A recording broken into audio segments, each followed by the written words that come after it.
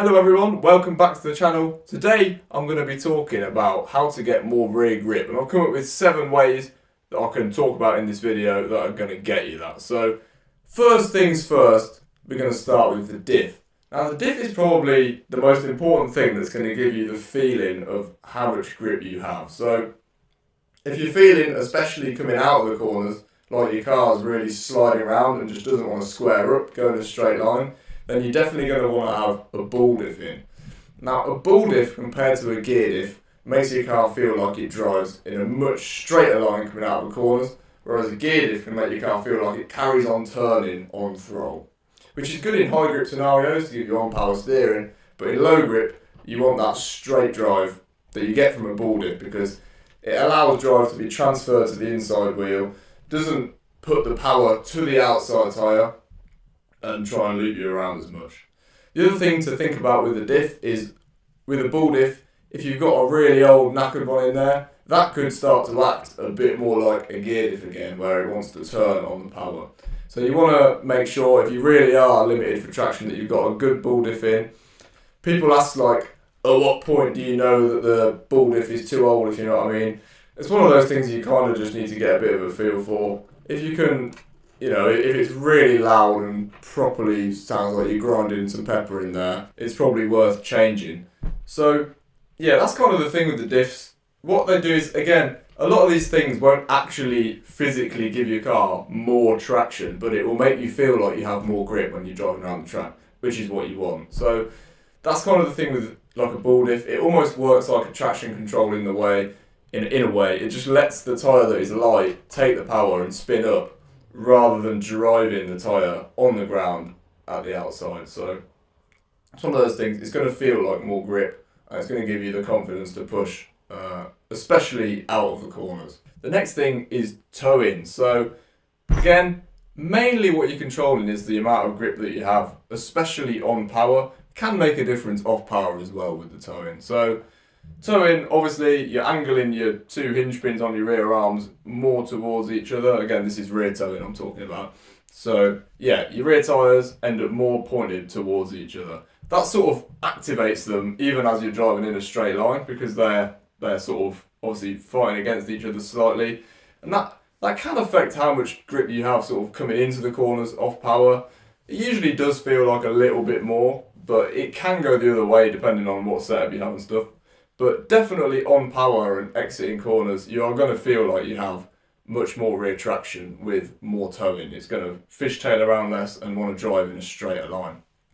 Again, the reason for that is that you've got your load on the outside tyre at the rear as you're cornering, and if it's pointing in, that's resisting the rear end swinging out as you get on the power. It tries to keep it in, and that allows you to drive sort of in a straighter line. So that's sort of the main thing with toe in. The other thing with the toe in is, because of the way that the 2 tyres are pointed at each other, it can make your car sort of use the diff more, is something that I've noticed. So to keep it in the same area on the car, we've got anti-squat as well. So anti-squat, I almost think of, it's not the opposite of toe, it's not the opposite of toe at all, but in feel, it almost is. So anti-squat really controls the amount of grip that you've got coming into the corner more than toe, which controls coming out of the corner. So with anti-squat, if you reduce it, so your 2 hinge pins from the side of the car, your hinge pins sit flatter and your arm sits flatter, that feels like you have more rear traction as you turn into corners off power. So if you're really struggling with, say you sort of got a chicane that's like off power and you're sort of just losing the rear end through there, or you're trying to come into a sweeping corner off power and you just keep losing the rear end, breaking loose in there, reducing the anti-squat is going to be really, really good for sections of track like that. It's just going to make the rear end feel much more planted and glued to the track. The next thing is the wheelbase at the back. So if you shorten the wheelbase, sort of a few things are going on. If you move those rear wheels forwards, you're going to get more weight on those wheels as your car's sat here statically. Basically, obviously they're closer to the centre of mass of the car, so you're going to get more of the load on those tyres just as your car sits there. You're also going to get more weight transfer as you get on the throttle because your tyres are closer together. So as you get on the throttle, or even though there's more load there initially, you'll also get more added load from sort of getting on the throttle and the car leaning back. So again, the wheelbase is very good for giving you more traction out of the corners, not necessarily into the corners. It also adjusts the drive shaft angle. So as you move your wheels forwards, your drive shafts from your diff are going to get angled more and more and more forwards and sort of start to look like this as you look at your car from the top. And the more angled forwards that those drive shafts are, that sort of forces the tyres in a different way into the ground, and I think makes the diff work slightly more as well, potentially. And just overall makes it feel like you do have more rear traction in that same way. It sort of stiffens the rear end up as you're on power and makes it really drive in a straight line. So there's quite a lot of reasons why wheelbase does what it does. But yeah, again, especially for drive sections of track, you've got like a hairpin onto the straight and you really want to get your car to launch from the hairpin onto the straight, you're actually going to have more rear traction. It won't just feel like more rear traction, you will actually have more rear traction on power from shortening your wheelbase. Another quick one that you can change is the camber. So the camber's very good for, if you run more camber, you're going to feel like you have more side bite off power into the corners, kind of like having less anti-squat. But if you run less camber, you'll probably have more straight line drive out of the corners. I would say overall, if you have the feeling that you don't have enough rear grip, more camber is probably going to be what you're after. I think generally when you think you have no rear grip, it is the side bite that you're probably struggling with.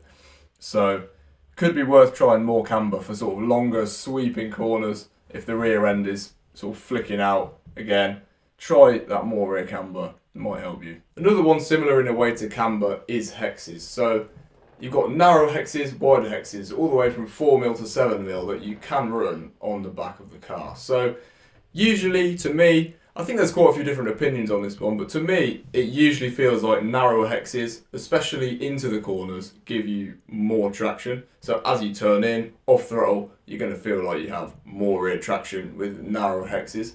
But then maybe as you get back on throttle, it could be that wider hexes give you slightly more sort of forward drive and sort of the car straightens up better. But I would say the overpowering factor with that one is just sort of the side bite off power.